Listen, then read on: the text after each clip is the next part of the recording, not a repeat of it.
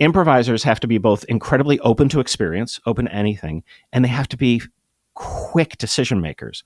And the skill that it takes to flip back and forth from that is the improviser superpower.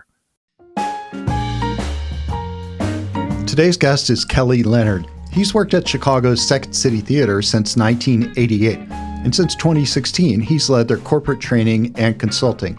In that role, he's used improvisation in workshops for organizations like Twitter, Clorox, and Major League Baseball.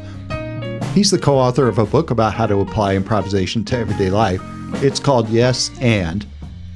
And if you'd like to learn what that means, then stay tuned for this interview.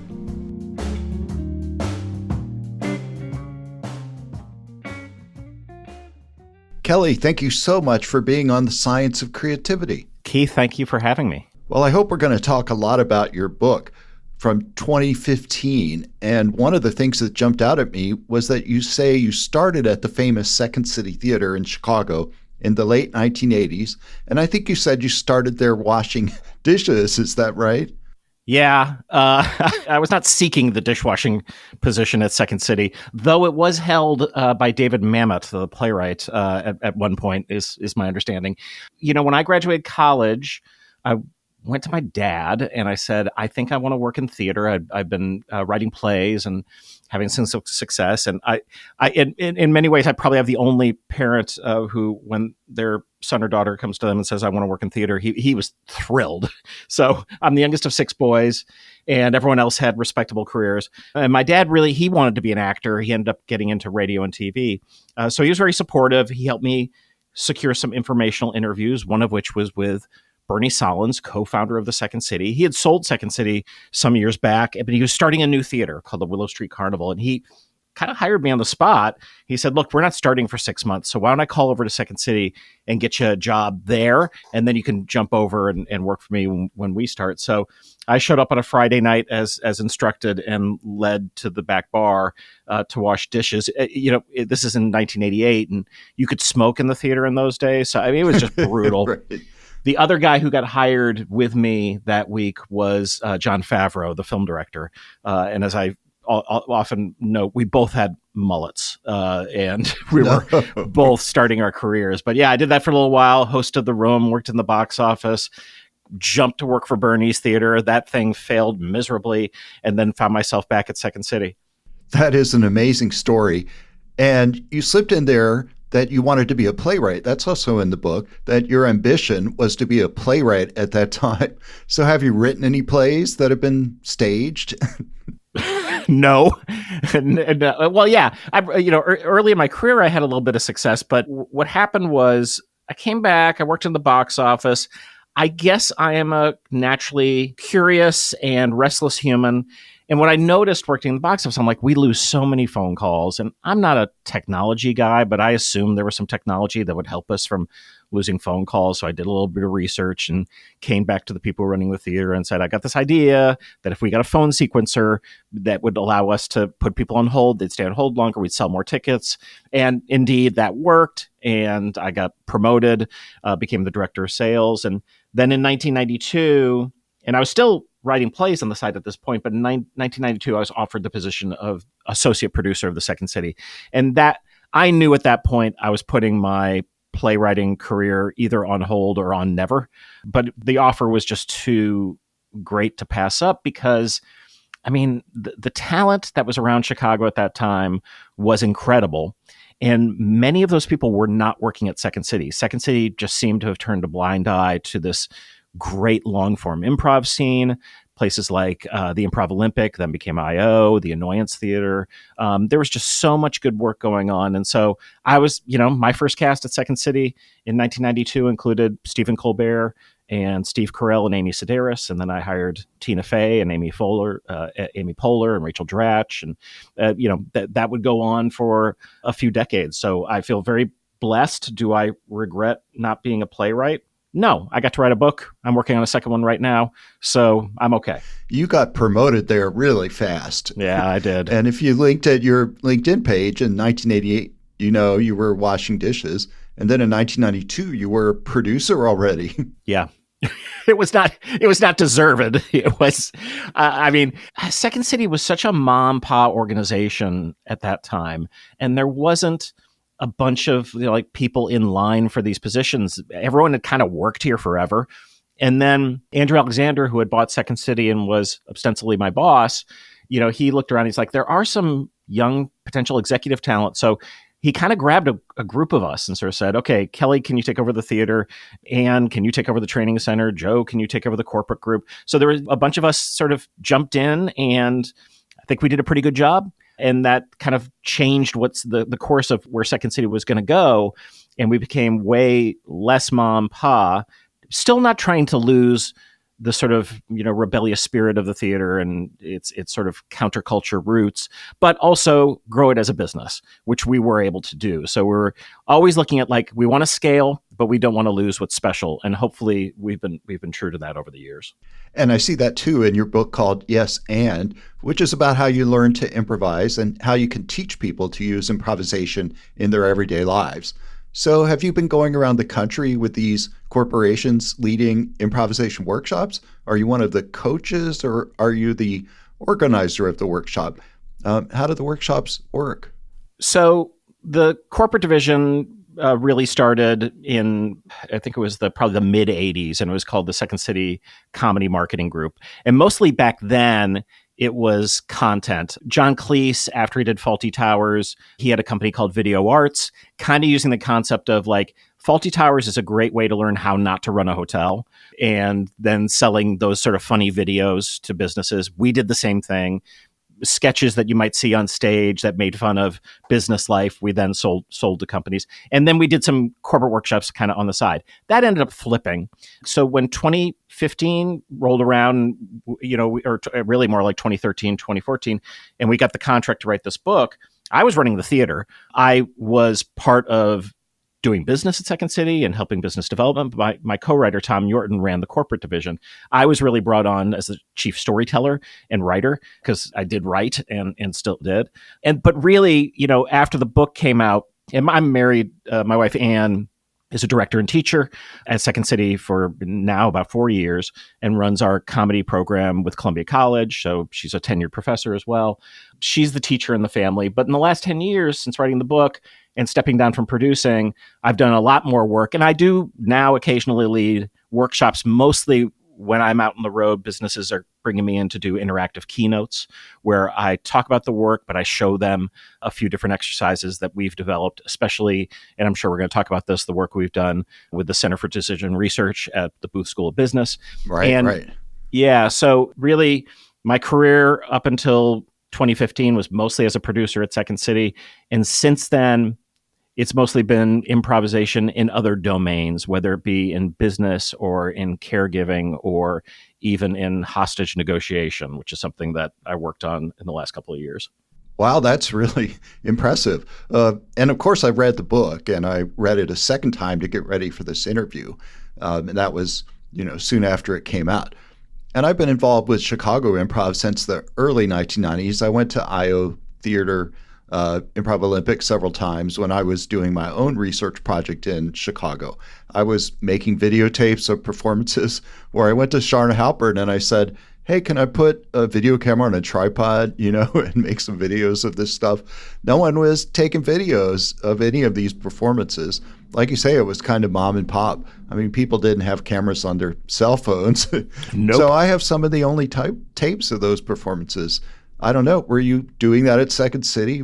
Yeah, so I realized that pretty early on, and we started professionally taping all the shows from 1994 on. So it took me a couple of years to figure out, we should spend this money. So luckily we did that. And while some of that is not the greatest quality, it is good enough. And certainly now we're able to do, and have for the last couple decades, really, really good archive of the shows. But Second City shows are primarily scripted. They're written through improvisation. They're primarily scripted. What we didn't keep was any of the like VHS tapes of the improv sets that would happen every week. Those just got like taped over and over and over. And you realize now you're like, that was some gold that we missed over time. So, but I will say there's another aspect to this that I think is maybe important, which is one of the gifts of this art form is the fact that it only happens once, that it's disposable. As Del Close used to say, it's like fireworks, it's ephemeral. Some things aren't meant to be seen again. They are for the time they were in. That is something that I think is kind of lost in, the world we live in today, where it's sort of assumed that everything is shot in some way and recorded in some way. And I like the freedom that comes with the fact that, well, maybe you don't in this particular case. And having worked with behavioral scientists for the last 10 years, more and more I realize that Second City is set up in such a way that is really kind of a perfect module of innovation, in that you have these 2 acts of scripted content that is the professional show, but the third act, the improv set, which is free, which often the actors change into more casual clothing, that is not recorded, that's the place for play and failure. And audiences love it. And the hit ratio, of course, is higher on the scripted shows in terms of laughs. But I think everyone understands in this act, it's a little bit dangerous. Anything can happen. So when something really cool does happen, it's a different kind of high. And so if you put all of that together, what we really are doing is creating space for people to innovate with full psychological safety, without fear of getting in trouble for anything. And we're all in it together. And the audience knows that, and the actors know that. And then that creates a space where we can do really challenging work, because when something really cool does pop up in that improv set, there's nothing stopping us from then scripting it and putting it in the show. So did you say that you actually turn off the cameras for that third set? Often, yeah. We don't. The only time we record that third set is when we're in the process for creating a new review, which is a 10 to 12 week process that we do maybe once or twice a year at most. Wow, that is fascinating that you can intentionally not record it because you value the ephemeral nature of the improvisation. Yeah, and value the space to create without any judgment, with no fear. I don't know if I wrote about this in the book or not. I don't remember, but one of our directors, Mick Napier, had a clever thing that he used to do, recognizing human behavior, right? So Second City actors are among the best improvisers in the world. Always have been, since we've been doing this for 65 years, still are. But even the best of us will operate out of their judgment brain or their fear brain or their shame brain. So Mick started a thing called Taboo Day, which is during the rehearsal process, one day in the process, every actor, and the actors are also the writers, every performer has to bring in 3 ideas that there's no way in hell Second City would ever allow on a stage. And he's simply trying to get them to think without those boundaries. And inevitably, 4, 5, 6 pieces out of those Taboo Day suggestions end up on our stage. So creating space in which artists will not limit themselves is such a gift. Not just the limits that an audience provides, but also the limits that they might put upon themselves. Well, you said that the 2 sets that they do every night are scripted sketch comedy. The two acts of scripted content, third act that's improvised, yeah. Right. So the actors, where does improvisation come in? They use improvisation during rehearsals to develop the script. Is that right? Yeah. And in that third act, we don't bring in scripts. They might script a song if the musical director and they are working on that, but that's probably the only time that they do that. So in this 10 to 12 week process, day 1 of rehearsal is usually just playing some games and talking about the things that people want to achieve. And then that night, and they're in the third act, and we're coming to the audience for suggestions of things that are on their mind, that's where material starts to pop up. Say an improv goes really well that night, and it's a scene based on some hot political topic. We'll then take that into rehearsal the next day, see if we can refine it, play with the ideas, try it again in the set the next night. If that hits, again, it could end up in the show. We would throw out one of the old pieces, put in the new pieces. And over the course of this 10 to 12 week period, old material slowly leaves those first 2 acts, new material comes into it. And then by the end, you've got a new show. So it's a combination of the improv set in front of audiences and the daytime rehearsal where they're just doing it for each other. But that is how Second City revues have been created since 1959. Exact same way to what goes on right now. The actors have to be great improvisers. So I'm curious, do you put them through a training process? I know I had Sharna Halpern on a couple of episodes ago, and they have a full year-long course sequence. So how do you train your actors to be effective improvisers? Yeah, I mean, the Second City Training Center is the largest school of improvisation in the world. So people come from all over the world, primarily America and Canada, to study here. So we have both a beginning program and then we have a conservatory program that you have to audition to get into. And the conservatory program is literally they're learning the Second City process. They're learning all the improvisation that they learned in the sort of beginning classes. They then learn how to turn that into scripted content and satire. And they learn the different forms of comedy. And then we also have this college program now at Columbia College. There's a major, a comedy major, and then a semester abroad called Comedy Studies.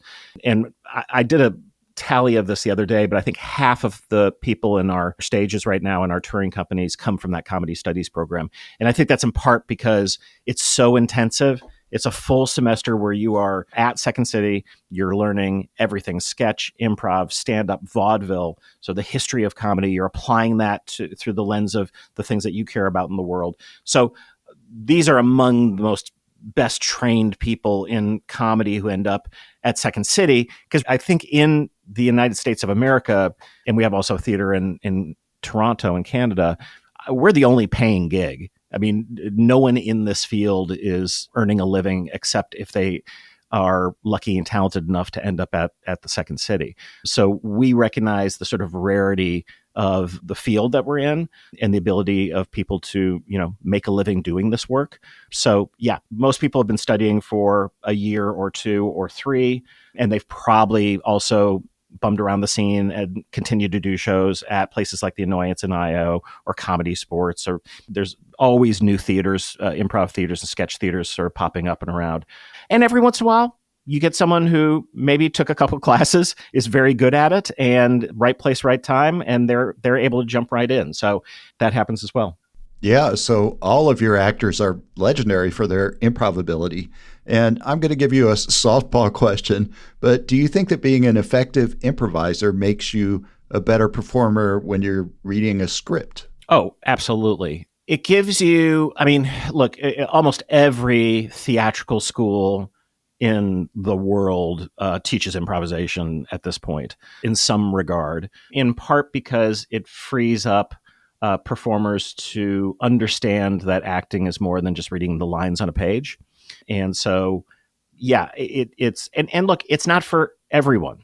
There are so many wonderful, wonderful actors who don't want to do improvisation, aren't particularly good at it, and that's absolutely fine. And there's a lot of really good improvisers who can't act their way out of a paper bag, and they don't end up at Second City. There's other places for them. And really at Second City, you need to be a triple threat. You've got to be able to improvise, act, and write. But the writing you're doing is through your improvising and then honing. But honestly, most of the scripts that, when we do these scripted scenes, they don't become scripts till literally after a show is opened. We usually have an assistant to the director who's worked on the show who ends up writing all those scripts. They're just in the heads of the performers, and they're so beat by beat understood that they just do that. But again, that's another skill. Your ability to sort of do this without a script allows you to invest in the emotional moments or the comedic moments or anything that's happening on stage sort of purely. Chapter 4 of your book is called The Co-Creation Story. And it sounds like that's what you're describing, that the scripts, they're not written by any one person studying in a back room by themselves. They're collectively created by the whole ensemble. Yeah, and in conversation with the audience. So the audience is the one who's really telling us whether something is working or not. And then the ability of the performers to then adjust their performance based on that audience reaction is such a gift to the writing process, especially if you're doing contemporary political and social satire, which Second City does. So you want to make a comment about something that is controversial in the news or what have you. It can be a tightrope in terms of, is it going to hit? Is it going to be understood? And the improvising allows us to find what is the right moment. There's an example in the book that we talk about, which is Christopher Reeve, who was the actor who played Superman quite famously. He fell off a horse and was paralyzed. And it was a tragic situation. And this was close to, maybe it happened like a year or two earlier. And the actors had an idea for a scene where Superman comes on to foil a robbery, but he's in a wheelchair. And the first time we did it, and I remember this because Martin Short was in the audience, and literally Martin Short yelled, "No!" when he saw us do it. And he was expressing the sentiments of the audience. They did not like it. But the director really wanted to keep it in. And he was like, okay, he tried a bunch of different ways to what we would call protect that moment. And what he ended up doing was penning a song for Superman. So you have that sort of shocking moment when he shows up in the wheelchair, which upsets people. But then he is sort of in this sort of fantasy moment, gets out of the chair and sings this lovely song about wishing he could still fly. And then sits back down. And it worked. We would never have tried it if we didn't, have the permission of that late night improv set where we weren't going to get in trouble for it. But 2, we had the luxury of a bit of time to experiment and then find a way to make it work. And then it became a, sort of lauded scene of Second City's history. Apart from Martin Short standing up and yelling, "No." Yeah. What role does the audience play in the creation of the scripts? Oh, maybe the most important part of it. Comedy in particular is a thing that kind of only works if people are laughing. So getting everyone to laugh at the same time is a hell of a magic trick, especially if, this isn't stand-up. So this is, groups of artists creating these theatrical moments in which every night we need a laugh to hit at this particular spot. And so the audience teaches us how to do that every night. And then the audience is also so crucial when we come to them for suggestions, because that's a time-honored tradition at Second City, is like, what's on your mind? What is safe to talk about? When 9/11 happened, we were opening a show. It was September 13th. We were supposed to open a show called Embryos on Ice or Fetus Don't Fail Me Now on September 13th. 9/11 happens. We postponed the opening. So suddenly that issue is not important at all. And also we had to take a bunch of stuff out of the show, any reference to airplanes out.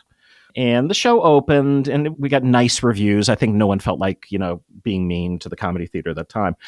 But our other company, we have 2 theaters in Chicago, main theaters, the Second City Main Stage and the Second City ETC. The ETC had just started going into rehearsals that week. And Keegan Michael Key was in that cast. A bunch of TJ Jagodowski, who's a legendary improviser, was in that cast.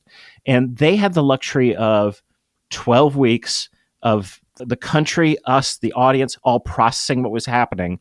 So by the time they opened their show, it was astounding. The main stage cast didn't have the time. They had to, put up this thing that was mostly written before 9/11. This other group, because we were doing it with the audience, we were able to dig so far deeper into the issues that we were all dealing with at that time. And it made for one of the best Second City shows ever. You're listening to The Science of Creativity, a podcast about art, design, and invention. If you're enjoying the episode, I hope you'll subscribe to the podcast and rate the show and leave a comment, because it helps people like you find the show. You can find The Science of Creativity on all podcast platforms. We have a lot of listeners who might not know about improvisation, so I'm going to ask some questions that, of course, I know the answer to. And one of them is the title of your book. It's called Yes and. So tell us about that. What does that mean, yes and? So yes and is often cited as kind of the chief principle of improvisation. What we know about making something out of nothing with other people is that you don't get anywhere by saying no. And you actually don't get that far by saying yes. We say you need to say yes and. You have to affirm and contribute. And you do that in order to explore and heighten an idea. If you look at behavioral economics and Richard Thaler, who won the Nobel Prize, when we first started working with the University of Chicago, when we did the yes and exercise for him, he said, oh, yeah, behavioral economics already sort of explains this phenomenon, because what we know is that people's... Of course it does. Yeah, people's default position is to say no or do nothing. So yes and is a nudge to not do that, to take a chance, to say something, and then know that the person across from you will not deny your reality, because that doesn't make for an interesting script. They're going to support whatever reality you give them and add to it. And when each of you do that, you end up in really funny, amazing, interesting places. And what we know in our work, to get to a great idea, you need an abundant amount of ideas. I mean, thousands. And I think people don't recognize that they are capable of producing thousands of ideas every week. We all are. We really are. But for whatever reason, we have these limits in front of our head. So when you are forced to yes and, it is inevitable that you are going to come up with a bunch of ideas. And inside those, you've got a much greater chance of finding the great idea. So when we first pitched our book to HarperCollins, it was actually titled The Revolution Will Be Improvised, which was a take on Gil Scott-Heron song. Yeah, I loved it. They liked it too. But then we led the marketing team at HarperCollins through an improv workshop. And after we did the yes and exercise, they universally came back and said, the title of your book needs to be yes and. And I'm glad they said that. I mean, it sold really well, which is terrific. But I think they were right. It is a kind of a bumper sticker that people can latch on to. It can be misused. It can be, people can yes and not mean it. And actually they're doing it to say no. That's of course a thing that happens. But for the people who get it, it's a very liberating way of ideating and also entering a room. You enter a room with the yes and mindset, anything can happen. When you enter a room with a no or a yes but mindset, you are immediately limiting yourself. And for us, and I think the science backs us up, we already have enough limits. We don't need to worry about the limits right away. And also, there's plenty of room for no. No is available to you at any given time. What if you just yes-anded for a little bit? And so during the Second City process, that 10 to 12 weeks, first 4 weeks, all yes-and. After that, we're editing, we're cutting things down. But that beginning period, that is all yes-and. Every idea gets vetted, tried, no matter how dumb it might seem. It goes up on that stage. Could you give a specific example, a couple of lines of dialogue that you think exemplify someone doing the yes and? There's a great moment. There was a documentary that was done, I believe it was 1998, and it was called Second to None. And we allowed a film crew to film the process of us creating a Second City review. And this cast happened to have Tina Fey and Rachel Dratch in it. And there's a moment that got caught on camera where Mick Napier, who was the director, is just shouting out words. And the job of the performer is just take that word as an inspiration and go with it. And there's a moment where he goes, yeah, that's wicked. And you see Tina Fey and Rachel Dratch take that. And immediately Rachel goes, yeah, that's wicked, in this Boston accent, which Saturday Night Live fans will know as a character that became Denise, the sort of Boston girl that she used to do with Jimmy Fallon. And then Tina yes-anded her. And that was the beginning of a scene where they play a mother and daughter shopping together, a Boston mother and daughter shopping together, and was an amazing scene. But it all came out of this like, okay, I'm just going to take it. I'm going to take the word. I'm going to yes-and it. We're going to build it together. And actually, the great thing about the documentary is you actually see them like later that week trying to script it out and then working on it in the improv set and changing it and honing it or whatever until it ended up in the final show. Again, a lot of people talk about creativity and innovation. A lot of people talk about it, but they haven't done it. And this is a crucial part of, and you know this, right? People conflate creativity and innovation. They're not the same thing. You can have creativity with zero innovation. That happens all the time. Unfortunately, you can't have innovation without creativity. And creativity is inherently messy. And that mess we help with that by using yes and as a way to play around, see what you find, and then hopefully that can become something sort of innovative. The fact is, if you work at a place that wants innovation, you then have to ask the question is like, where is your creativity? Where are people free to fail? Where do their mistakes not matter? Where's the place they get to play? Because if you don't have that, you're not going to see a lot of innovation, I don't think. You have to have some openness or some possibility of exploring. Yeah. But to my mind, it has to be intentional. I mean, I think that's what research labs are, right? I mean, this is the thing about the conversation we're having in our culture right now is just a incredible misunderstanding of how we get to greatness, how we get to innovative products and innovative ideas. And they are in universities and they are in funded NIH laboratories and they are in all these places that, yeah, some of the work might look a little silly, it probably looks silly because it's novel. And what we're going for is that. If we just keep doing the same thing over and over, that's the definition of insanity. So it is interesting, right? Because what I found is most business people understand this. I have found in work that we've done with law enforcement that they get this. Certainly they get this in the military. Their training is really interesting. But apparently the politicians don't get it. So we have some work to do.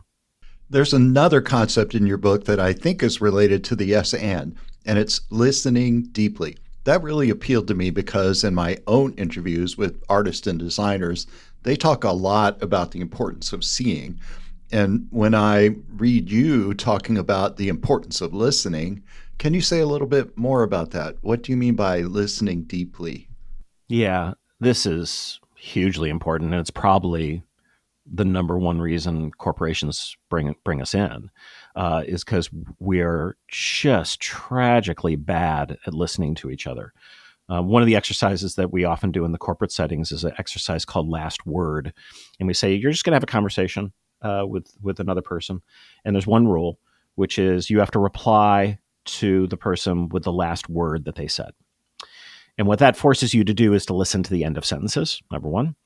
And then also, when we do the debrief, we're like, okay, so, if that was awkward, and many people cite it as awkward, why? And like, well, I had to listen to the end, and they said this word, and I didn't quite know how to respond. And we're like, you could have said anything. If they ended with orange, you could say orange and just continue your conversation. We didn't put another rule on that. All we're trying to do is get you to listen wholly to someone. It's interesting because at different times we've used the term active listening, which doesn't quite work for me. And Caroline Fleck has a new book out called Validation, which I really like. And she talks about this concept of attending, so that you're doing your deep listening in a space where you're truly attending to the other person. And what that means is it's more than just listening to the words. It's making sure that person understands you've listened to those words, which probably involves you asking some questions. In the yes and, that would be the and part, I think.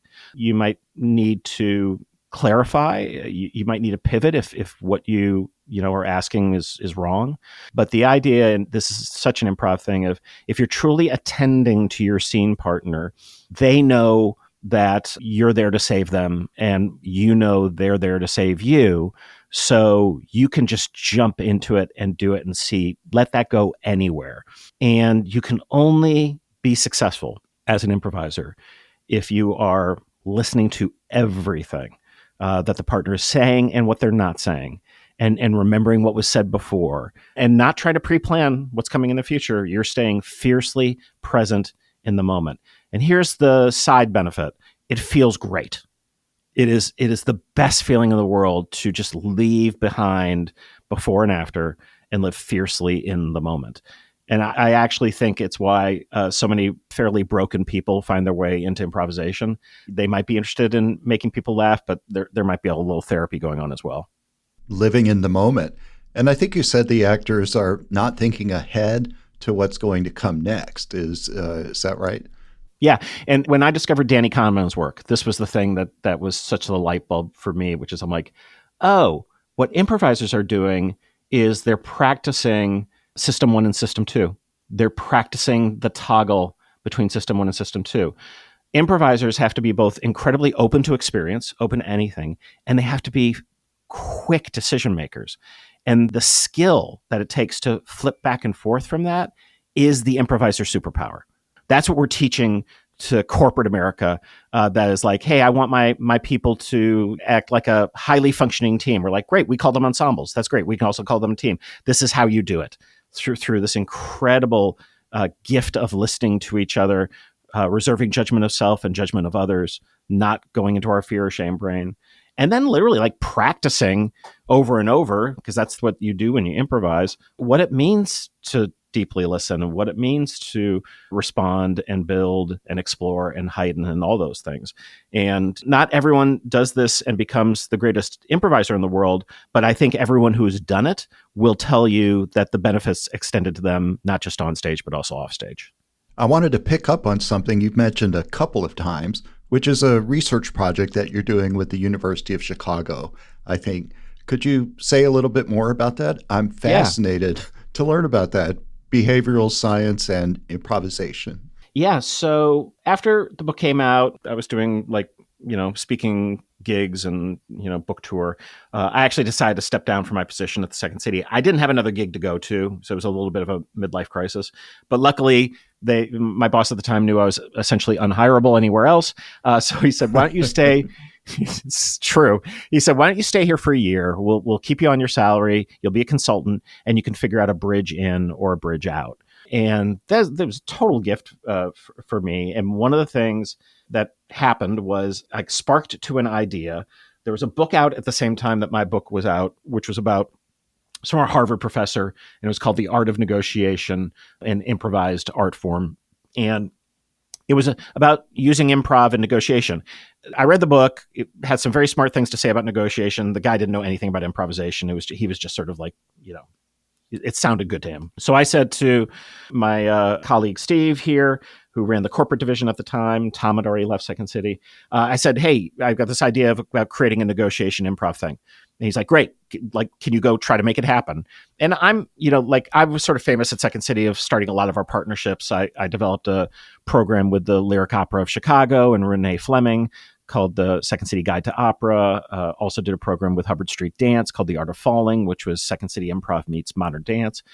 And so I kind of applied the same lens to this thing. And I looked up, I think I Googled negotiation professors Chicago, and I emailed the first 5 people who came up. 4 of them got back to me right away. Everyone was interested in it, which was great. And then the 5th, about a week later, Eugene Caruso, who was then at the University of Chicago, said, I'm sorry, I'm getting back to you so late. Are you still interested in talking?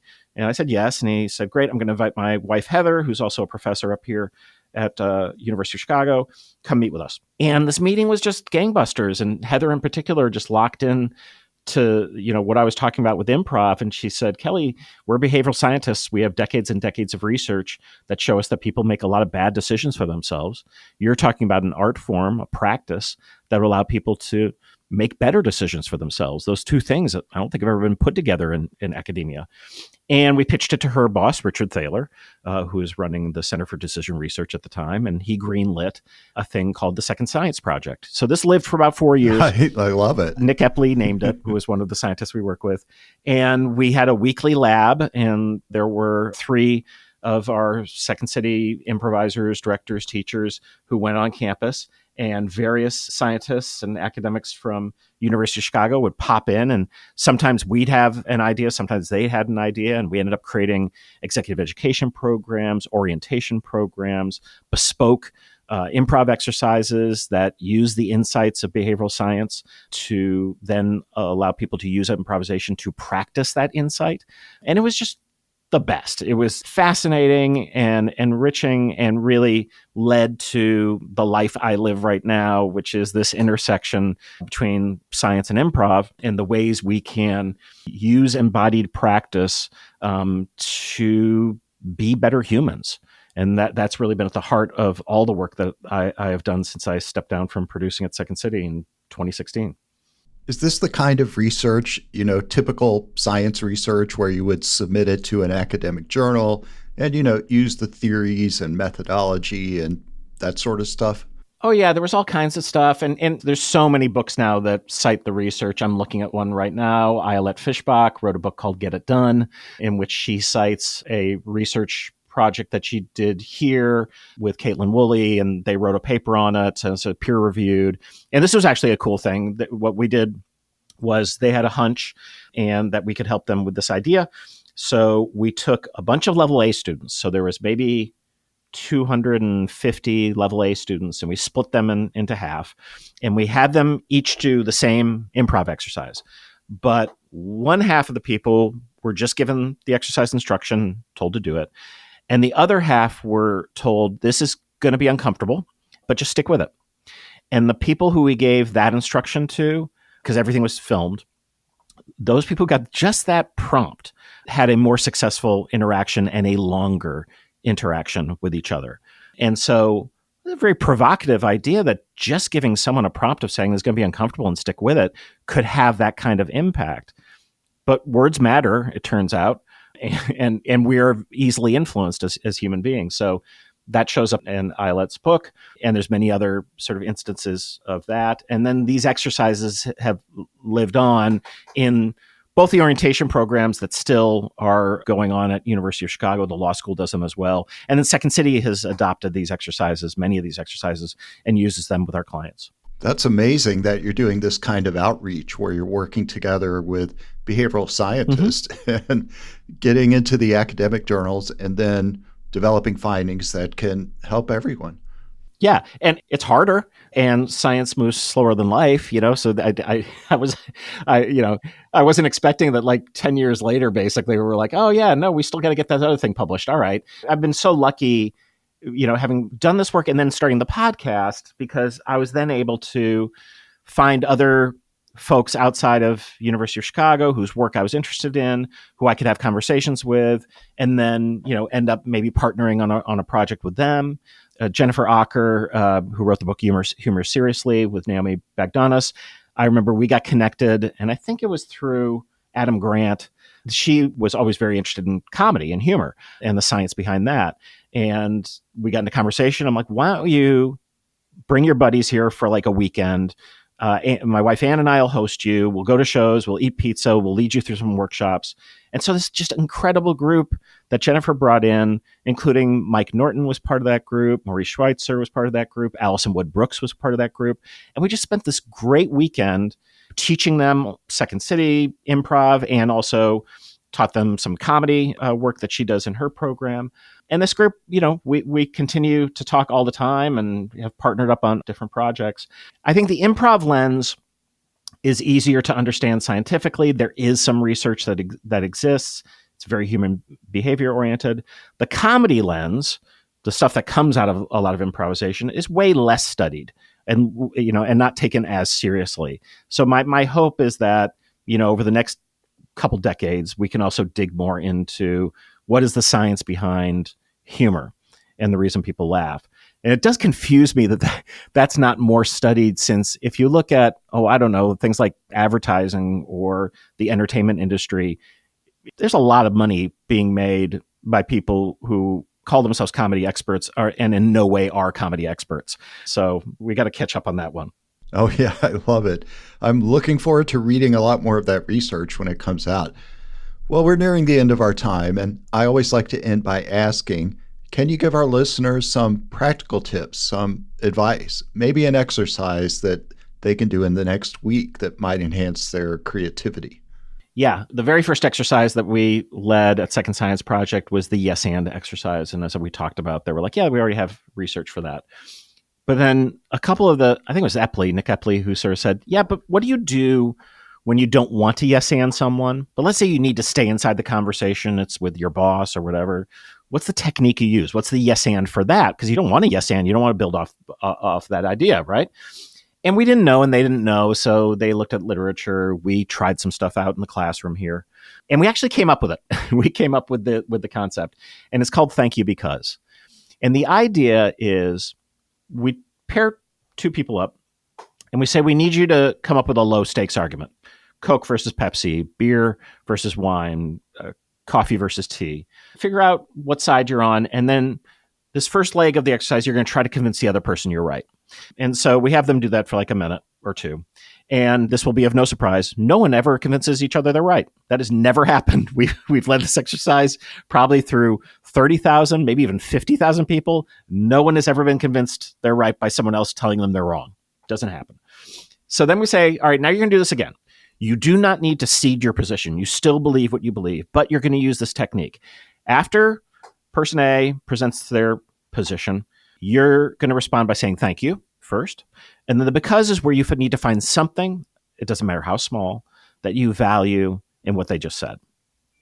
And then both parties have to do that for the part of that conversation.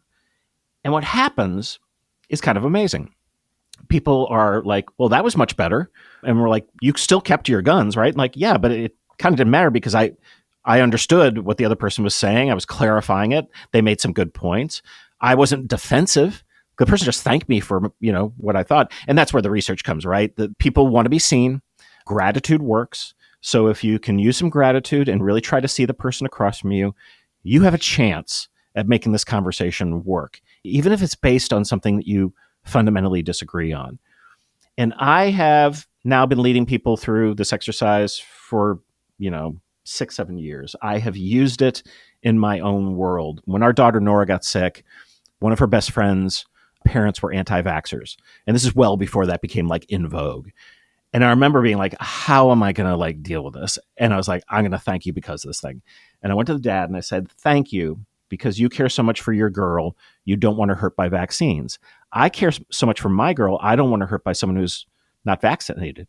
We care about the same thing. We care about our girls. And immediately it was not awkward. The kids could FaceTime, they could text, they could call each other. They had all these different things. But what it didn't turn into was an ugly fight. And so I would say find those moments where you're in some level of disagreement, apply thank you because, and recognize the power that has for you to just take a beat, lose the judgment, listen to what the person is saying, see them a bit, and then see what happens. And I guarantee you it's going to be better than the other way that you were going to approach that conversation. Well, thank you, because that was so powerful. See what you did there?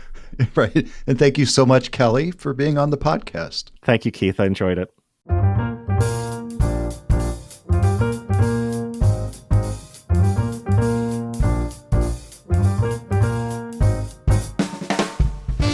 This really was an incredible conversation. I've known about Kelly Leonard for a very long time, and I learned so much about improvisation from talking to him and about how it applies to everyday life. I really wanted to ask a lot more questions, but we still managed to cover a lot of ground. If you like this interview, please follow the links in the episode notes and visit Kelly's page at the Second City Theater website, which is secondcity.com.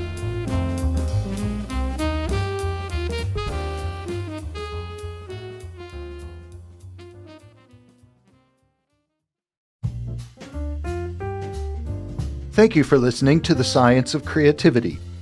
If you liked this episode, I hope you'll subscribe to the podcast, and please rate the show because that helps others like you hear about the show. Please write in the comments if you have requests or ideas for future episodes. I'll see you next time on The Science of Creativity for insights and inspiration about art, design, and invention.